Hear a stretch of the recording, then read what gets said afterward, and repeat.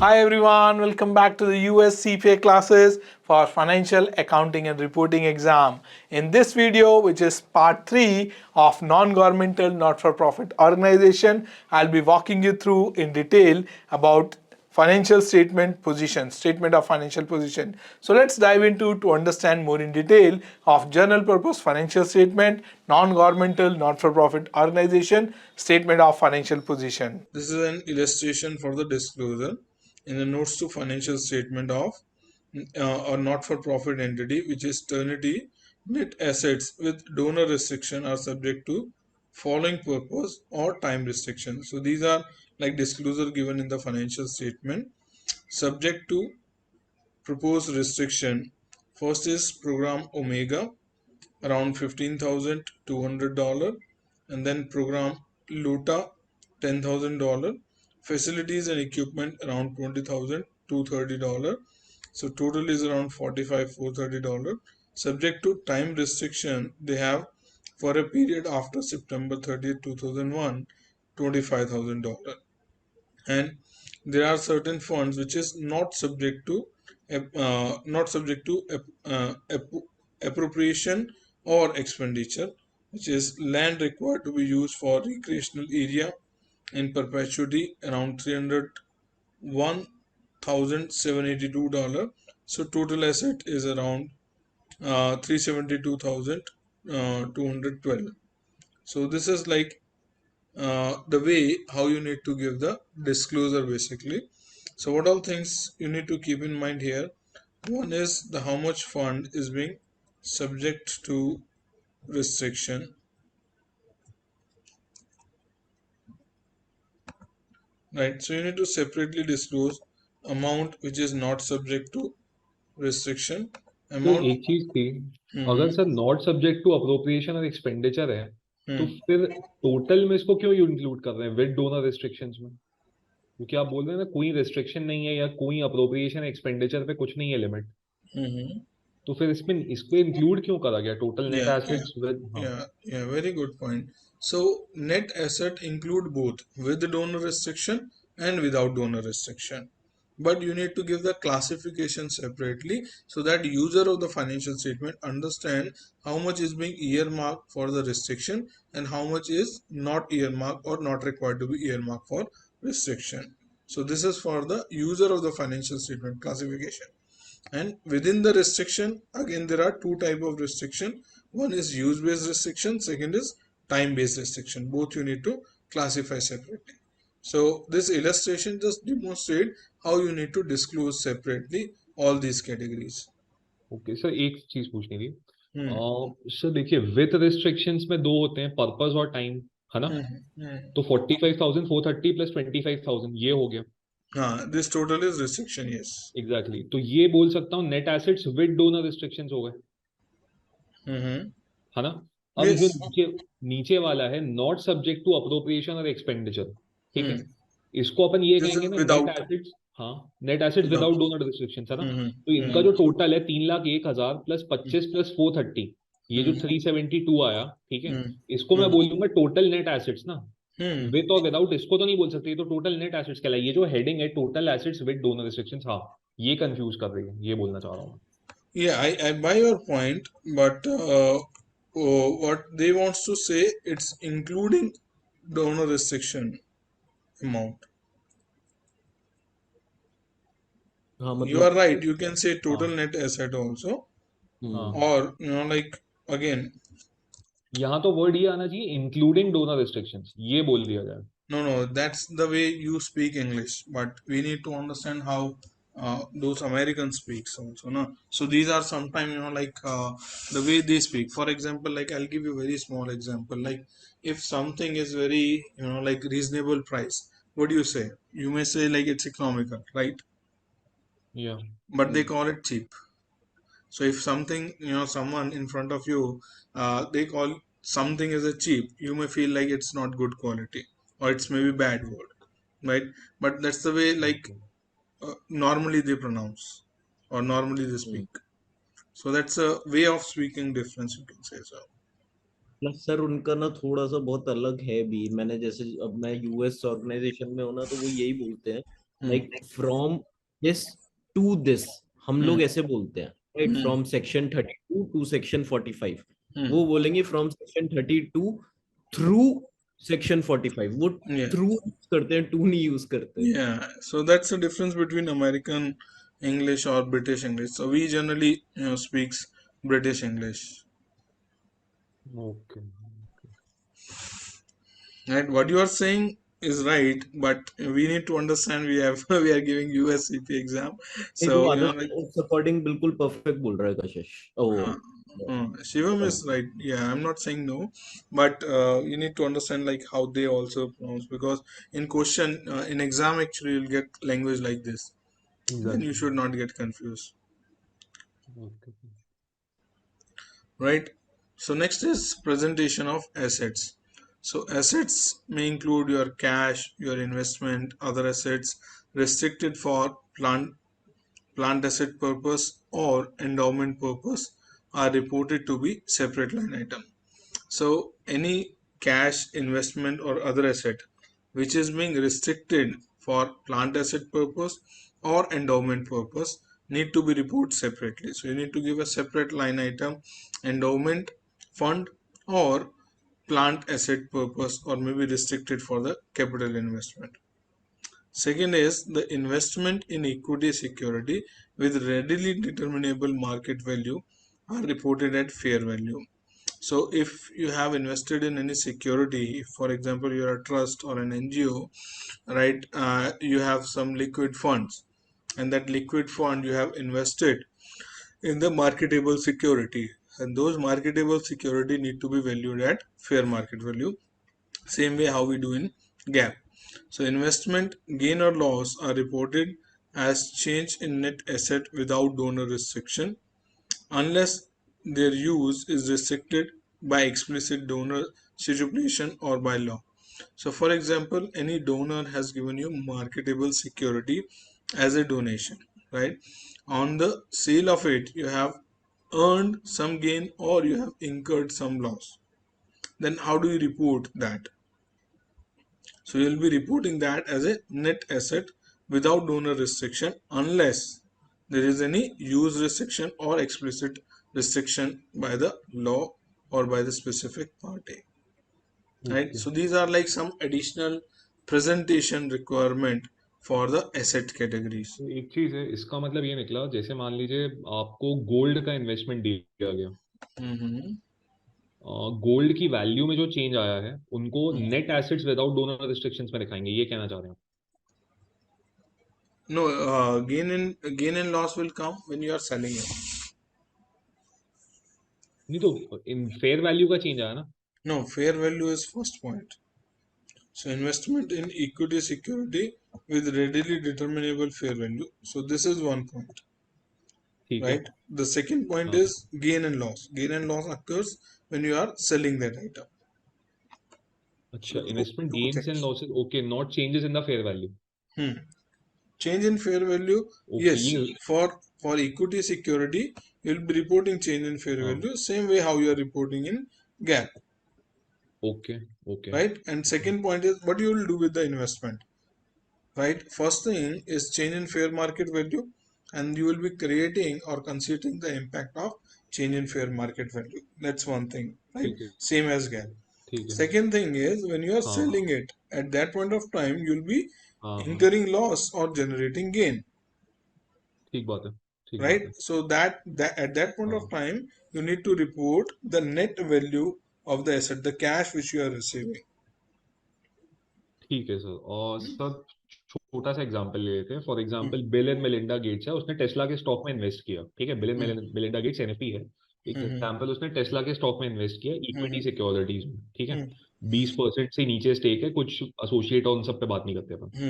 10% stake पे invest किया. अब सर उसकी फेयर वैल्यू $10,000 से $12,000 हो गई. $2,000 का आप गेन दिखा दोगे, है ना? अब होता क्या है कि जब मुझे, मतलब मैंने उसको रिस्ट्रिक्टेड रखा था कि इन $10,000 को, मतलब जो इक्विटी सिक्योरिटीज थे उनको यूज उसी के लिए करना है जो मतलब एनएफपी का पर्पस है ना? अब क्या होगा जब वो रियलाइज कर लेंगे, है ना, जब इन्वेस्टमेंट बेच देंगे, तो आप बोल रहे हैं कि ये जो गेन और लॉस आएगा ये विदाउट डोनर रिस्ट्रिक्शन में दिखाना पड़ेगा. यही मतलब है इसका, है ना? If it was already being restricted, then it comes in restricted. If it was not restricted, then it will not come in restricted. एक second, let me open that Excel sheet.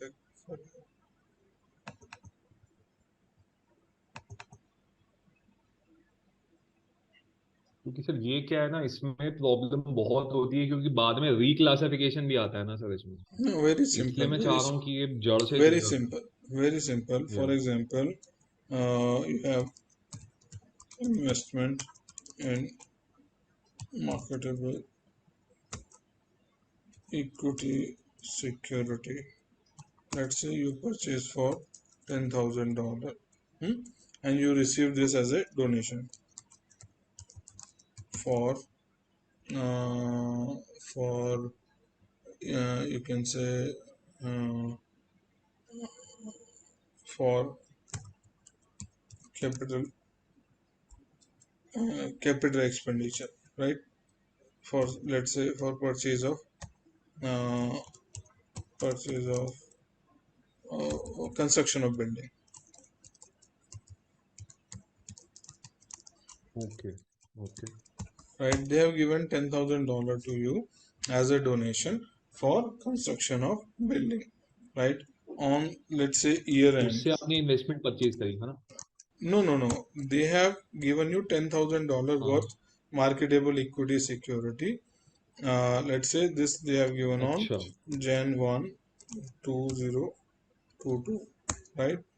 Now on 31st 12 22, at year end, the fair market value is, let's assume, $12,000, or you have fair market value of, let's say, $8,000.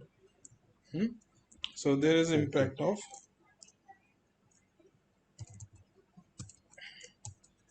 change in fair value. How much is it? This minus this positive, and this minus this negative, right? And then after, let's say, on 31st 3/23, you are selling them. Let's say you are selling them at $15,000, or you are selling them at $5,000, right? There's a gain oblique loss. So what will be the gain or loss? 3,000. 5,000. Right?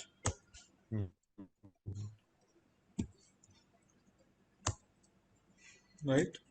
3,000. ठीक है. हाँ. So now अब presentation पे आते हैं. हाँ. Come here.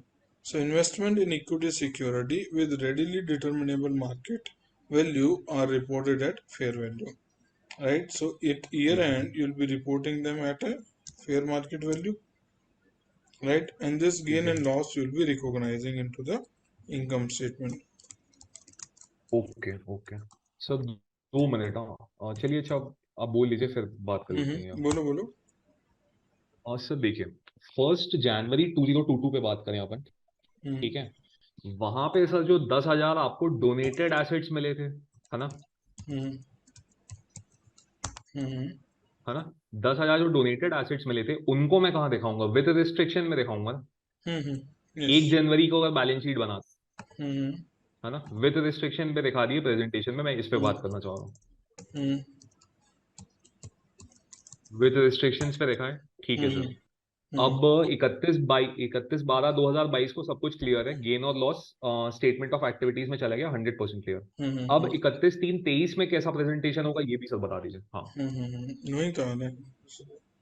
So here also this amount will also go in statement of activity, but what it's saying, investment gain and losses are reported as change in net asset without donor restriction. Yeah. Right. So this amount, this gain or loss is, these two items are actually without donor restriction. Basically जितना हमें donate हुआ, हम सिर्फ उतना ही donor restriction में दिखाएंगे, 10,000. Gain loss वो without donor restriction है। So that is a general rule, but there is an exception to the general rule. What is that exception? Unless their use is restricted by explicitly donor or by law. So if donor says any amount you will be earning from these marketable security, that also you will be utilizing for the construction of building, then this will also go in a restricted amount. Okay, तो शायद चाहे sir मतलब realise gain और loss हो या unrealise gain और loss हो, दोनों ही विदाउट डोनर रिस्ट्रिक्शन में दिखाने हैं, अनलेस वो रूल वो डोनर बोल दे तब की बात है ना। Either it's by law or क्योंकि explicitly यहाँ पे communicated by law. 2000 जो था, एग्जैक्टली जो 2000 था और बाद में 3000 था, पहले केस की मैं बात करूं जहां गेन हो रहा था, तो वो एक अनरियलाइज पार्ट था, फिर एक रियलाइज पार्ट था, है ना। Yes. Okay okay, statement of Because activities NFP without donor में have to दिखाना है, follow ठीक है। accrual basis of accounting. Right? For them, it's ठीक है, mandatory to ठीक है, follow ठीक है। accrual basis of accounting. So if they follow accrual हाँ basis जी, of उसके लिए accounting, पास तो भी फिर नहीं जिस आती है ना।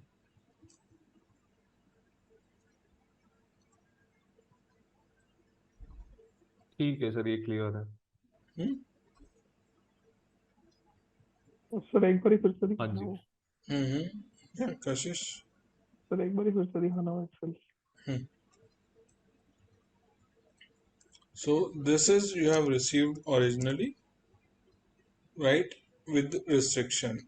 So this amount you will be classified in restriction, but any earnings you are making on that money should not come under the restriction. For example, I have given you can say an office to an NGO to run their operation, right? And NGO, let's say we are in San Jose, right? And NGO is in, let's say, New York. So I have an empty office in San Jose. So I asked like an NGO, you can use this office for your business purpose in your San Jose, right? So I have given that office for the use purpose, right? And then or for example, I have donated that office, let's say, which can be used for the operation of the NGO purpose, right? But NGO they have started their operation in San Jose office, in that particular office, but after a few months they realize it's not working out well. So what they have done, they have given that office on rent. Now they are earning rent on it. So what will be the treatment of that rent?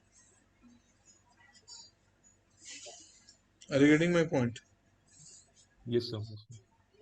So I have donated